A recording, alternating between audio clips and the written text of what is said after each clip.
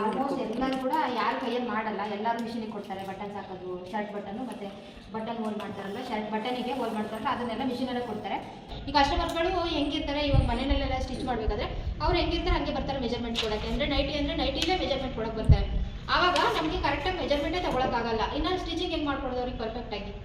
ನಾವು ಅವರು ಸ್ಯಾರಿ ಬ್ಲೌಸಿಗೆ ಮೆಜರ್ಮೆಂಟ್ ತೊಗೋಬೇಕು ಅಂದರೆ ಅವ್ರು ಬ್ಲೌಸೇ ಹಾಕೊಂಡು ಬಂದರೆ ನಮಗೆ ಕರೆಕ್ಟಾಗಿರೋಂಥ ಮೆಜರ್ಮೆಂಟ್ ಸಿಗುತ್ತೆ. ಓಕೆನಾ? ಎಲ್ಲದಕ್ಕೂ ಕೂಡ ಇವಾಗ ಆರ್ಮೋಲ್ ರಿಂಕಲ್ಸ್ ಎಲ್ಲ ತುಂಬ ಅವಾಯ್ಡ್ ಮಾಡ್ಬೋದು. ಇದರಲ್ಲಿ ಬೈಸಿಕಲ್ಗೆ ಒಂದು ಸ್ವಲ್ಪ ಮೇಲೆ ಇಡ್ದಾಗ ಇದು ಸ್ಲಿಟ್ನ ಅವರಿಗೆ ಕಂಫರ್ಟಬಲ್ ಆಗುತ್ತೆ. ಓಕೆನಾ? 8 ಇದೆ ಅಲ್ವಾ, ಅದಕ್ಕೆ ಈ ಸಲ ಒಂದು ಆ್ಯಡ್ ಮಾಡಿ.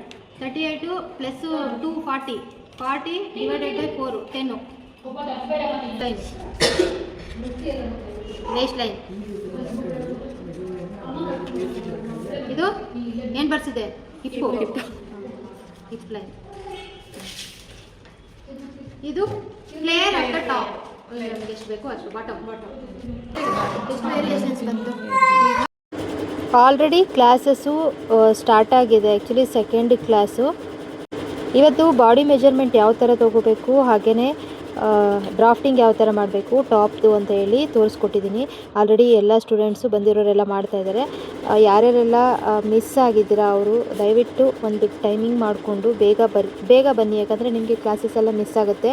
ಒಬ್ಬೊಬ್ಬರಿಗೆ ಮತ್ತೆ ಹೇಳ್ಕೊಡ್ಬೇಕಾಗತ್ತೆ ನಾನು. ಸೊ ಹಾಗಾಗಿ ನನಗೆ ಕಾಂಟ್ಯಾಕ್ಟ್ ಮಾಡಿ ಕರೆಕ್ಟಾಗಿ ನೀವೊಂದು ಟೈಮ್ನ ಫಿಕ್ಸ್ ಮಾಡಿಕೊಂಡು ಕಲ್ತ್ಕೊಳ್ಳಿ. ಓಕೆನಾ? ತುಂಬ ಜನ ಟೈಮ್ ತೊಗೊಂಡಿದ್ದೀರಾ, ನಾವು ಅವತ್ತು ಬರ್ತೀವಿ ಇವತ್ತು ಬರ್ತೀವಿ ಅಂತ ಹೇಳಿ. ಸೊ ಒಬ್ಬೊಬ್ಬರಿಗೆ ಒಂದೊಂದು ಸರಿ ಹೇಳ್ಕೊಡೋಕ್ಕಾಗಲ್ಲ. ಹಾಗಾಗಿ ಬೇಗ ಕಾಂಟ್ಯಾಕ್ಟ್ ಮಾಡಿ. Thank you.